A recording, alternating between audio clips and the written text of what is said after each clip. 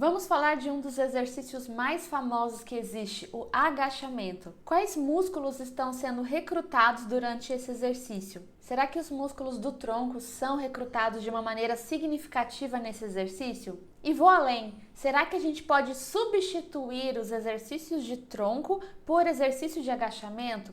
A gente está falando de um exercício de execução complexa, que envolve uma grande exigência de controle corporal. É preciso fazer várias considerações nesse contexto quando a gente fala de ativação muscular. Por isso essa aula vai ser toda dedicada a falar sobre esse assunto com base num artigo muito interessante que fez um estudo eletromiográfico do exercício de agachamento e de outros exercícios do tronco também. Você precisa assistir até o final para entender todo o contexto. Então vem comigo!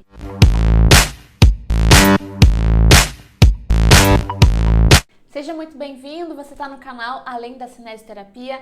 Eu sou a professora Glaucia Gonzaga e aqui você sabe que é o nosso espaço para falar de exercícios terapêuticos. Quem me conhece sabe que eu sou muito fã do exercício de agachamento. Em minhas aulas eu sempre dou o exemplo do agachamento, nas aulas de cadeia cinética, quando eu vou exemplificar um exercício resistido, e eu tenho os meus motivos. Quando a gente fala de fortalecimento dos membros inferiores, o exercício de agachamento é um dos principais. Ele é sim um exercício de execução complexa e que vai envolver uma alta exigência de controle corporal, mas isso pode ser adquirido. E ele não é só eficiente para fortalecer os músculos dos membros inferiores, como também para fortalecimento dos músculos do tronco. Por isso, ele é também chamado de um exercício global. E a gente sabe que existem várias versões dos agachamentos que são muito executadas nas academias. A gente pode fazer o agachamento numa superfície instável. A gente pode fazer com o uso de barras de segurança. A gente pode fazer com a base mais alargada ou com a base mais estreita, com mais rotação externa de quadris. E pode ser interessante variar esses tipos de agachamentos durante um plano de tratamento cinesioterapêutico ou quando você está prescrevendo para um aluno de academia. Tem um fator que também não pode ser esquecido aqui, que é o fato do agachamento otimizar o nosso tempo de treinamento, porque no único exercício você já vai recrutar simultaneamente tanto os músculos dos membros inferiores, como também os músculos do tronco. Então, para aquela pessoa que fala que eu não faço exercício porque eu não tenho tempo, o agachamento é uma ótima opção. Ela não vai precisar fazer exercícios isolados para cada um dos músculos dessas regiões. É claro que cada caso precisa ser avaliado individualmente. Não é para todo mundo que esse tipo de exercício vai servir. Em alguns casos, nós temos pessoas e condições que realmente exigem um trabalho mais isolado de fortalecimento de alguns músculos. E já foram feitos estudos bem interessantes que observaram o uso de diferentes barras para a execução do agachamento, como a barra de segurança e a barra reta tradicional. E o que eles perceberam é que não foram encontradas alterações importantes na ativação muscular de membros inferiores e também de tronco. O uso de superfícies instáveis, como por exemplo o Bosu ou aqueles discos de equilíbrio, durante a prática do agachamento, a fim de aumentar a estabilidade, pode não afetar o recrutamento da musculatura estabilizadora do tronco ou de membros inferiores. Por muito tempo foi colocada essa hipótese de que a superfície instável seria interessante para que você pudesse ter um recrutamento aumentado, mas já tem estudos que estão levando essa hipótese por água abaixo. Pode ser que não seja bem assim. Também já foi feito estudo durante o agachamento usando aquela máquina Smith Machine, com os joelhos fletidos a 70 graus ou a 90 graus.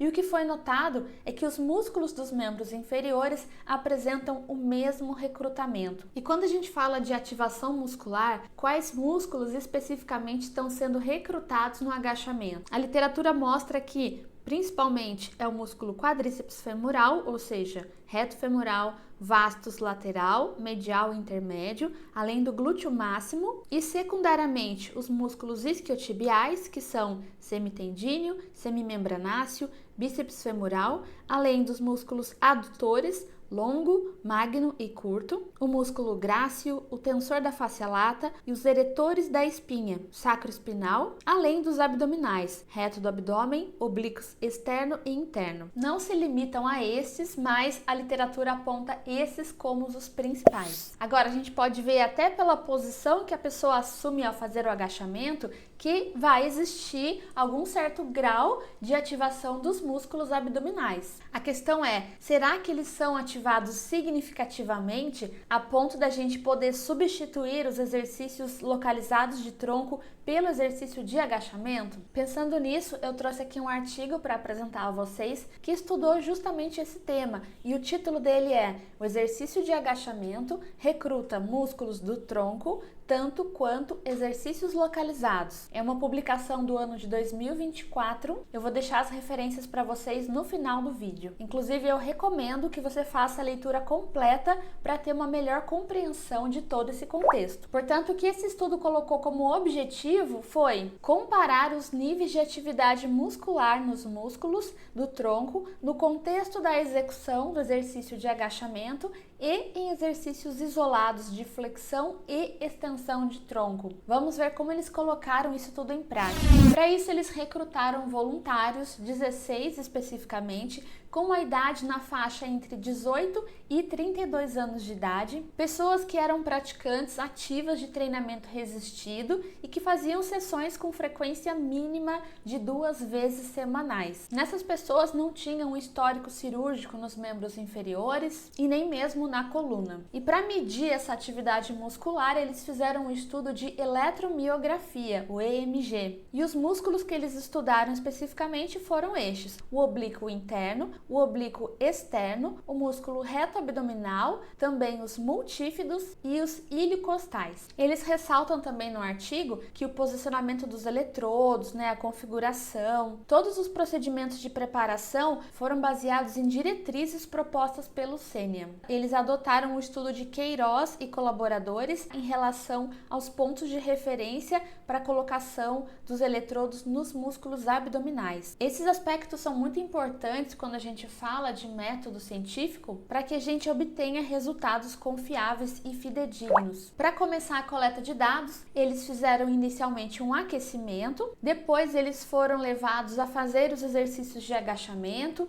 também o exercício de flexão de tronco e de extensão de tronco, todos sem carga, mas para eles se familiarizarem com os exercícios, com os movimentos gerais e também para preparar as musculaturas que seriam posteriormente analisadas. Depois, eles determinaram a carga que seria imposta a cada um desses participantes e eles usaram o método de 10 repetições máximas, ou de 10 RM. E eles determinaram como limite para essas 10 repetições quando a pessoa começava a perder a qualidade do movimento. Então, a pelve perdia o seu posicionamento, ou a pessoa não conseguia mais concluir as repetições. Eles tiveram o cuidado de colocar 2 avaliadores que ficavam ali do lado deles, dos participantes, e davam os comandos verbais, os incentivos específicos para cada movimento. E é claro, eles também estavam ali de olho, monitorando, vendo se estava tudo sendo feito certinho e também para oferecer segurança aos participantes. Depois disso, eles executaram a contração voluntária máxima, que é o CVM, que é um procedimento necessário quando a gente vai fazer um estudo de eletromiografia. E tudo isso foi baseado em diretrizes também. Depois, no estudo, eles falam que a sequência de procedimentos foi feita de forma aleatória desses exercícios de agachamento, flexão de tronco e extensão de tronco. E como que eles fizeram cada um deles? Tudo isso foi descrito no estudo, olha que importante. O exercício de flexão de tronco, ele fala que foi feito com o indivíduo deitado sobre a maca, com os joelhos flexionados, segurando as anilhas nas mãos, que se encontravam em extensão completa à frente e sobre o peito. Eles usaram uma carga que era 50% do valor usado no exercício de agachamento. Já no exercício de extensão da lombar, como foi executado? Eles colocaram a pessoa de barriga para baixo sobre a maca, ou seja, em decúbito ventral, e o tronco se projetava para fora da maca. Então, uma das partes, uma das extremidades do corpo ficava fixada à maca por meio da intervenção de um dos avaliadores. No exercício de agachamento e de extensão de tronco, eles também colocaram um marcador reflexivo exatamente sobre C7, a vértebra C7. E no exercício de flexão de tronco, o marcador foi colocado sobre a anilha. E por que esse marcador foi colocado nesses exercícios? Ele foi adotado como um referencial para eles observarem quando o movimento começava e quando o movimento terminava. Depois eles descrevem toda a parte de equipamentos que foi utilizada, o sistema de cinemetria, seria o equipamento de eletromiografia. E depois eles colocam que esse protocolo adotado nesse estudo envolveu a realização de 10 repetições para cada exercício, só que eles só consideraram 8 dessas 10, ou seja, eles excluíram a primeira e a última repetição que essa pessoa executava. É claro que isso não é contado para o participante, é uma questão metodológica que faz parte do estudo. E aí agora a gente chega na parte que nos interessa, né? A gente fica curioso para saber, tá, e no que deu tudo isso? Quais foram os resultados encontrados? E olha só que interessante, eles encontraram diferenças significativas dos músculos no exercício de agachamento e nos exercícios isolados para o músculo reto abdominal e no oblíquo externo. Ou seja, o músculo reto abdominal e o músculo oblíquo externo são recrutados de maneira diferente no exercício de agachamento ao compará-lo com o exercício isolado. Eu já vou mostrar o gráfico para vocês. Nos outros músculos, o que foi observado? Eles avaliaram, além desses dois, o oblíquo interno,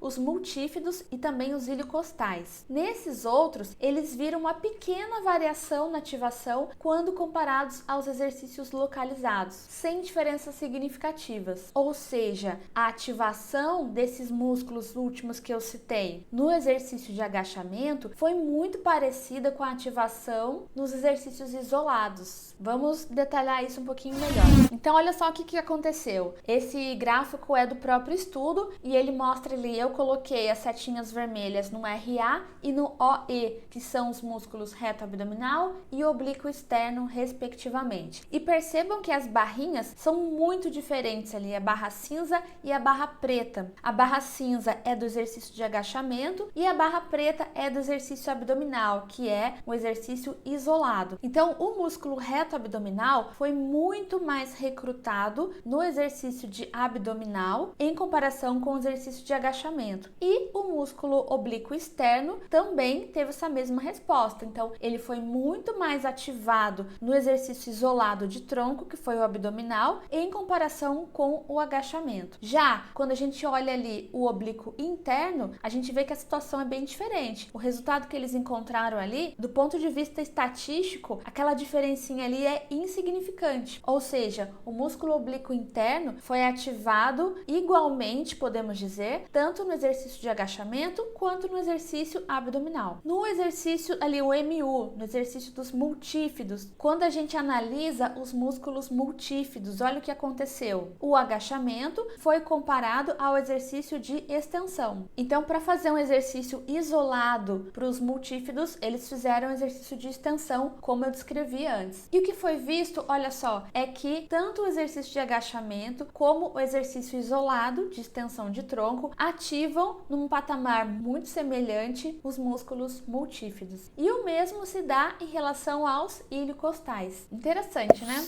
Então, os autores apontam que o músculo reto abdominal e o oblíquo externo parecem ser mais recrutados durante a flexão de tronco em comparação ao agachamento. E isso também já foi visto em outros estudos semelhantes. Ou seja, parece que é isso mesmo, né? Aí você pode me perguntar assim, ô Glauci, mas se o estudo foi lá, analisou, usou todos os protocolos, as diretrizes, fez toda a metodologia bonitinha, redondinha, comitê de ética e tudo mais, por que ele fala dessa forma? Parecem ser mais recrutados e não fala com convicção, não fala com total certeza. Porque quando a gente fala de estudos científicos, a gente tem que ter muita cautela. Aqui foi estudada uma pequena amostra de uma população. A gente não pode dizer com 100% de certeza que isso vai acontecer com todas as pessoas em todas as condições. Mas tudo indica, né? Ou seja, os estudos estão nos levando a entender que provavelmente é bem isso mesmo, porque já foram feitos outros estudos antes desse que também apontaram resultados muito parecidos com esses. Então, quando a gente fala de estudos científicos, a gente tem que tomar muito cuidado para não pegar uma informação de uma pesquisa e extrapolar para todo mundo. Por isso que vocês vão ver com muita frequência esses verbos, essas expressões serem usadas. Parece, provavelmente, talvez. E quando a gente faz a leitura completa do artigo, a gente tem acesso a todos esses números que eles colocam aqui de uma forma sucinta no gráfico. Eu não vou ficar aqui lendo números que vai ficar meio chato, cansativo, mas é interessante você fazer essa leitura mais minuciosa. E depois, quando os autores estão fazendo a discussão desses resultados, eles fazem algumas considerações importantes. Lembrando que o músculo reto abdominal e o músculo oblíquo externo, eles são agonistas da flexão de tronco. O papel deles como estabilizadores do tronco é muito limitado. Se a gente lembrar da anatomia, a gente vai ver também que esses dois músculos são justamente os mais externos, são os mais periféricos de todos esses músculos que foram estudados. Outro ponto que é colocado também de uma maneira destacada no estudo é a diferença de ativação dos músculos oblíquo externo e oblíquo interno. Apesar de ambos serem oblíquos, mas o interno já tem um comportamento, um papel muito mais estabilizador do que o oblíquo externo.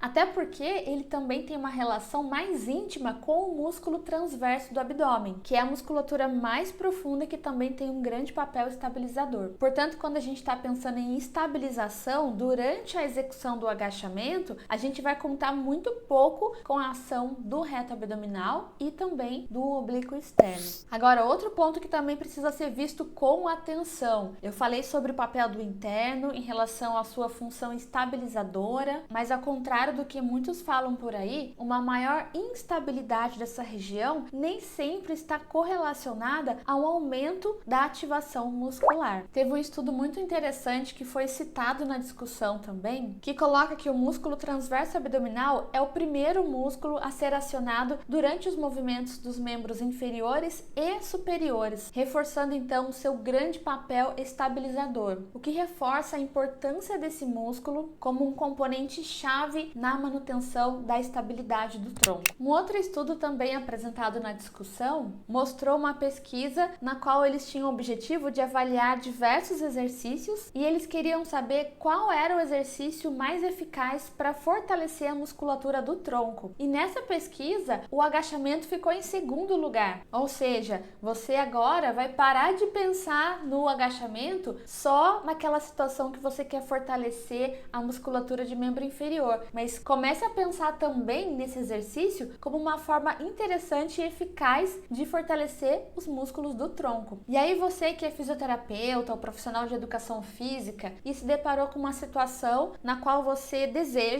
colocou como objetivo fortalecer os músculos multífidos, o oblíquo interno e os iliocostais do seu paciente. A questão que vem é, será que então eu posso colocar o agachamento como um exercício importante para fortalecer esses músculos especificamente? Até mesmo a ponto de substituir os exercícios isolados de tronco, de flexão de tronco e de extensão de tronco? Esse presente estudo sugere que sim. Ele fala que o agachamento emerge como uma alternativa que propicia a otimização do tempo de treinamento, uma vez que a sua implementação pode levar à redução do volume de exercícios direcionados aos mencionados grupos musculares, multífidos, oblíquo interno e iliocostais. Ele também defende essa ideia colocando algumas outras justificativas, como a crescente ênfase concedida à estabilização e segurança da coluna vertebral no âmbito do treinamento físico. Também é interessante pensar nessa substituição quando a gente lembra daquelas pessoas que têm dificuldade na execução dos exercícios isolados de tronco, porque nós sabemos que é muito comum a execução incorreta da flexão de tronco. A pessoa está lá deitada, coloca as mãos atrás da cabeça e de repente ela começa a recrutar muito mais os flexores da cabeça do que os flexores de tronco. Ou até mesmo a pessoa começa a sentir dor, desconforto, ou até simplesmente porque a pessoa não consegue e acha chato, não se adapta a essa flexão de tronco tradicional. Para essas situações também pode ser interessante fazer essa substituição pelo exercício de agachamento. Ele usa até essas palavras, esse termo, uma alternativa promissora. Mas é claro que tudo não vai se concentrar apenas no exercício de agachamento. Ele fala ainda que é interessante explorar outros exercícios.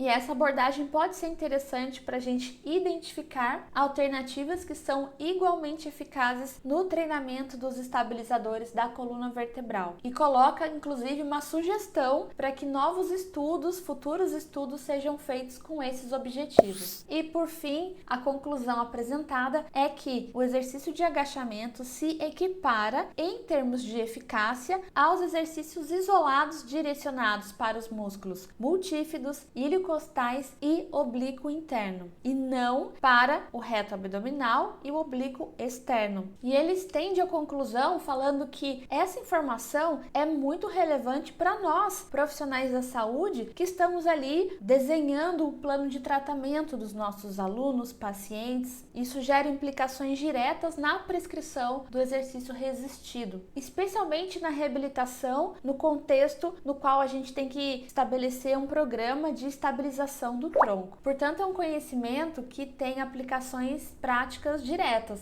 tanto no âmbito clínico como também no esportivo. Olha, não sei vocês, mas quando eu leio artigos como esse, parece que eu fico que nem aquele emojizinho que a cabeça explode, né? Assim, começam a surgir vários insights, várias ideias, a gente começa a pensar, olha aquele paciente, nossa, aquela pessoa que tava com aquele problema e tal na coluna. Então eu queria saber de você, quais foram os insights que você teve a partir dessa aula? Você já tem um hábito de prescrever os exercícios de agachamento com as suas variações? Você mesmo já faz esse exercício na sua prática regular? Coloque aqui para mim nos comentários. Eu vejo que para uma pessoa que não tem patologias musculoesqueléticas, né, que precisa simplesmente manter o seu fortalecimento global, o exercício de agachamento é muito interessante para gente que tem a vida corrida e não dá pra gente ficar lá uma hora e meia na academia todo dia fazendo exercícios isolados para cada grupo muscular. Eu vejo essa como uma das grandes vantagens do exercício de agachamento para as pessoas que não têm condições patológicas específicas. Sem contar com o fato de que o agachamento é um movimento que a gente precisa executar no dia a dia, para sentar no sofá, para sentar no vaso sanitário, né? A gente vê o quão difícil é para algumas pessoas, especialmente aquelas mais idosas, frágeis, sentar e levantar do sofá. Imagina só você precisar de ajuda para se levantar do seu próprio sofá, ou ficar limitada a não sentar em banquinhos muito baixos porque depois você não tem força para se levantar. Isso diminui a qualidade de vida, diminui o grau de independência. Então, quanto antes a gente desenvolver esse hábito de fortalecer por meio do agachamento, a tendência é que a gente fique mais independente lá no futuro. E dá pra gente trabalhar de forma adaptada, trabalhando em graus limitados. Se a pessoa não é capaz de fazer um agachamento numa grande amplitude, que seja feito ao menos numa amplitude limitada, com barras paralelas, com algum tipo de auxílio externo. São práticas válidas também. E olha, eu vou te falar que esse assunto rende, viu? A gente pode se estender muito mais nesse assunto, por isso eu te convido a ser membro do canal. Eu disponibilizo os slides das aulas, os materiais utilizados, a gente tem quiz exclusivos e outros benefícios que você vai adorar. E aproveita para maratonar todo o conteúdo que já tem gratuitamente disponível aqui para você. Espero que essa aula tenha sido útil para você. Um grande abraço e até a próxima!